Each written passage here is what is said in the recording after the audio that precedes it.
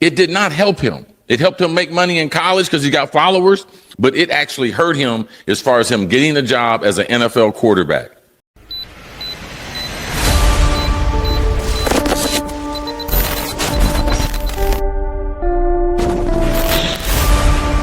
Social and political commentary from a Christian male perspective.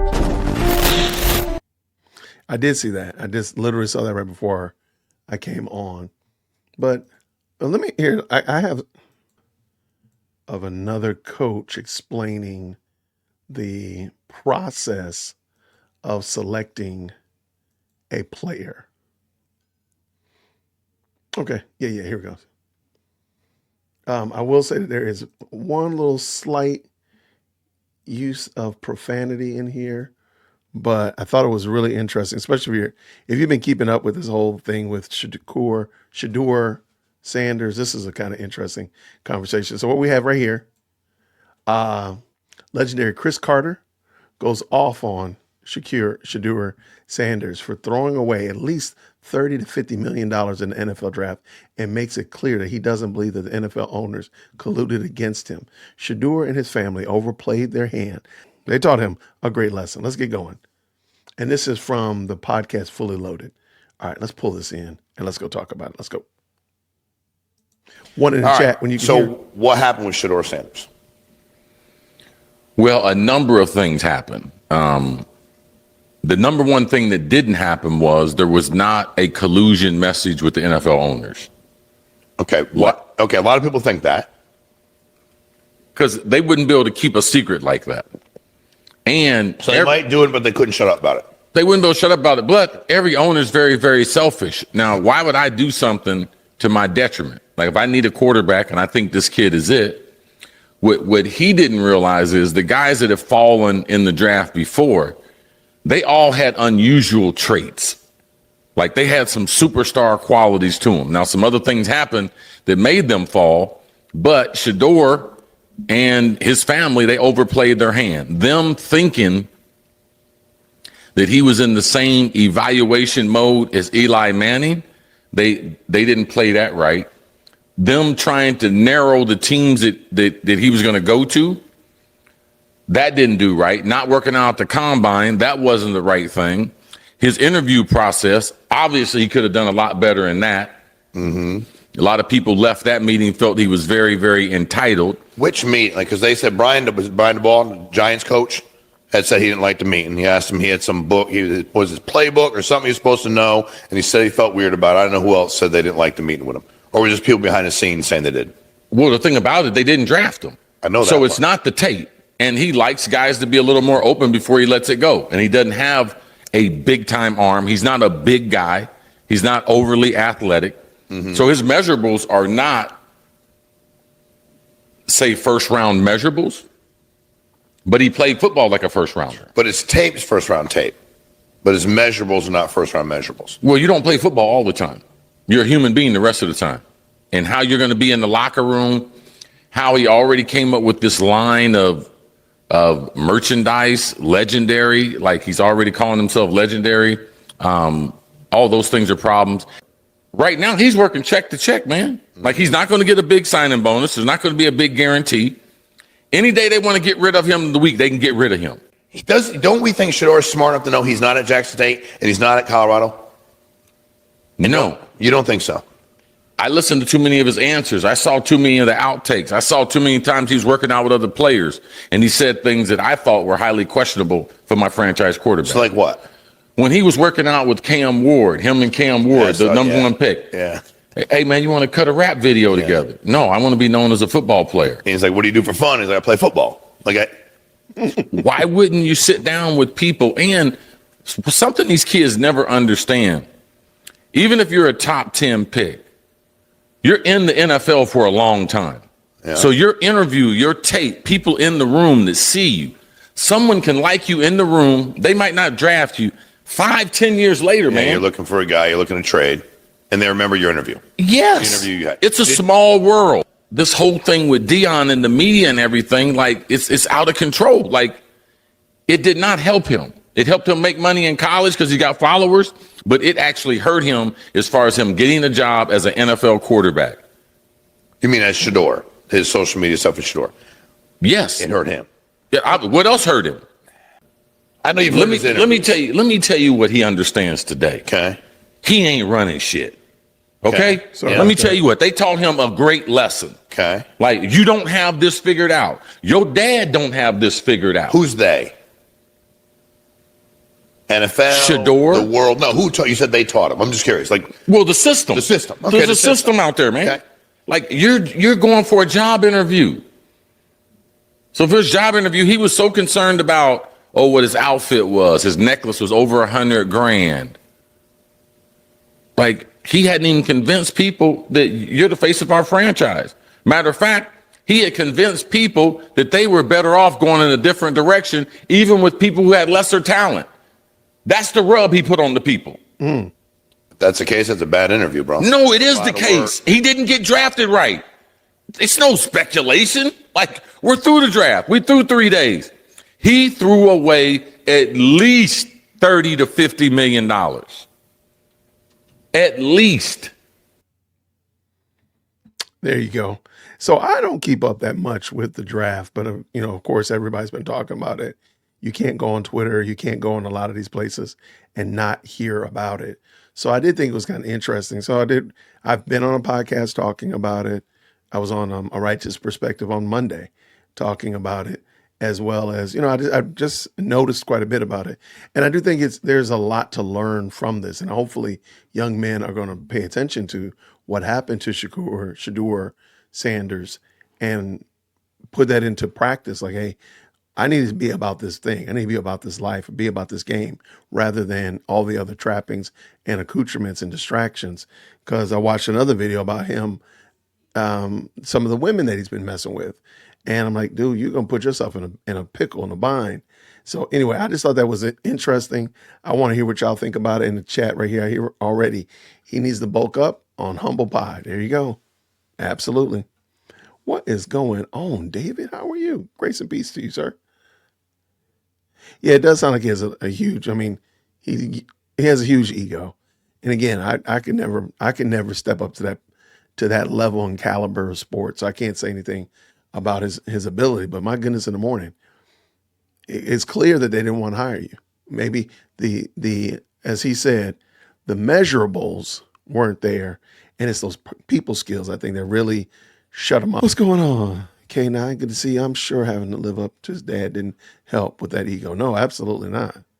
His dad, no. And his pops also added a layer of complexity to it as well. Deion Sanders did add some complexity to the selection process. You're going to not only get Shedeur Sanders, but you're also going to get Deion Sanders and some of the things that he brings to it and his interactions. Maybe they just didn't want that. Maybe that's not the face they wanted on the field, or to represent them at all, rather. Because, he would tacitly be representing them, because we know, we're talking about him now, so we know it's going to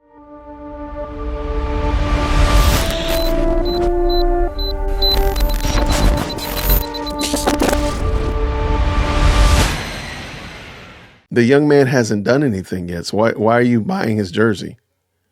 Like what are you buying his jersey for? Oh, here it is, right here. I found it. Okay, so this is from the wisdom of TikTok. Or no, this was probably I think this was Facebook. And it said, breaking: Shedeur Sanders fans are making history. Okay, so I don't understand how he has fans. He just got out of college. But let me digress. After the NFL disrespected Shedeur by letting him fall all the way to the 5th round, his fans are showing they ride for real. Okay, let's keep it going. Instead of supporting the NFL, fans are protesting by only buying Shedeur merch straight from his official website, putting real money directly in his pocket. So my question is, what's the purpose of that? He's going to make more money than most people that are buying his jersey. So what is the flex of me giving somebody money because they did not demonstrate, or me buying their jersey and wearing their jersey on my back when they didn't demonstrate that they should wear the jersey of the teams that didn't select them? Because you're going on the premise that teams that needed a quarterback that wanted to win were willing to not accept a quarterback for what? Like, help me understand the connect between I need to win, but I don't want to select a quarterback that'll help me win. I don't get it. Keep going. And guess what? It's working. Shedeur is about to make millions, and he's the only player taken outside of the first round to crack the top 10 in jersey sales across the entire NFL. Not a problem. But what does that benefit you? I don't get it. I don't understand, why is this a flex? Let me make this a little bit bigger just in case some people want to see it. Let's continue. Meanwhile, not even one of the other Browns picks made the list, including Dylan Gabrielle, the QB drafted ahead of Shedeur in the third round. Moral of the story, real recognizes real. They tried to play Shedeur, but now he's about to run the bag up without their system. Hashtag Shedeur Sanders, hashtag protest the NFL. So if they protest it and you don't support it, they're not going to get paid. But I digress. Shedeur season, top 10 sales, Cleveland Browns, $1 million move, jersey protest. I'm with you. I don't get this. I've never, you know already, if you rock with this channel, I don't mess with protests quite often. I don't think they're beneficial. I think they're mob crab mentality.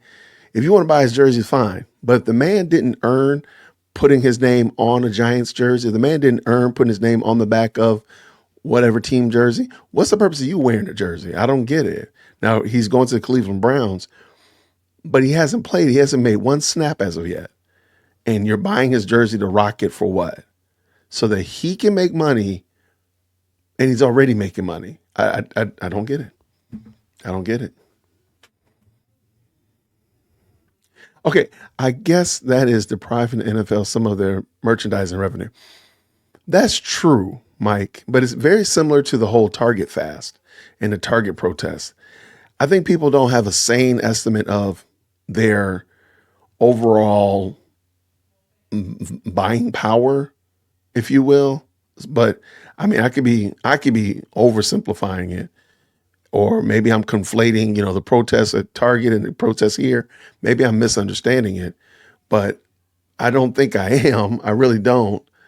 I think that this is a conflation. Like, no, if you don't buy, how many people are going to buy Browns jerseys anyway? Like, really? I'm not trying to be foul to people from Cleveland, but how many people are going to buy Browns jerseys anyway? So now they're buying Shedeur Sanders. I'm just going to say Sanders jerseys. Okay, that's fine. But they weren't going to buy that many of them to start with. And the people that are probably doing this is probably not a whole lot of folk. So I just wonder, what's the point of it? I don't understand it. Tom Brady didn't go first round and he became a legend just because his ego hurt. Don't make discrimination. Oh, I got you. I appreciate you, Widowmaker. Orphan maker. I don't know why I said widow. Please forgive me. He has a lot of selfish pride and he needs to humble himself. That's what the overall consensus seems to be. And given the fact that the first two draft picks were black, the discrimination argument really falls on his face.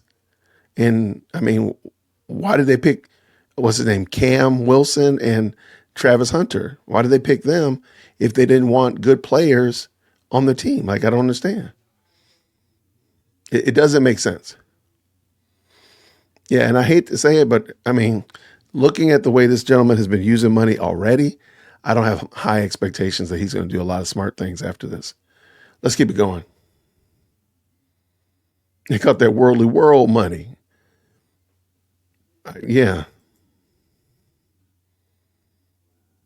Yeah, the impact is minimal. Like, that's like me saying, I'm not going to buy Nikes. Well, I got 4 people in my house. If they don't buy Nikes, trust me, Beaverton is not going to be bothered by me at all. They're not going to lose any sleep. Even if I get 40 people, 400 people, 4,000 people, they're not going to lose any sleep. Not at all. So will they though? Laura Rec, will they really? So let's just play a couple games. Let's say Sanders goes to the Browns and he really crushes it. He does a great job. He has a fantastic rookie season. Really, and by the way, he's a rookie quarterback, so he's probably not going to play that much. But let's just say he plays a lot, and he really crushes it. Well, they got those jerseys. Is he gonna keep selling those jerseys year upon year that he's there? Let's go with another example. Let's say he has a rookie season. He has a horrible rookie season, plagued with injuries, or he's out, all that kind of stuff like that. What's that buying that jersey gonna do? Not a thing. So I don't think either one of those. He has a great season or he has a bum season. I don't think either of those really matters. But I mean, I could be making too much of it.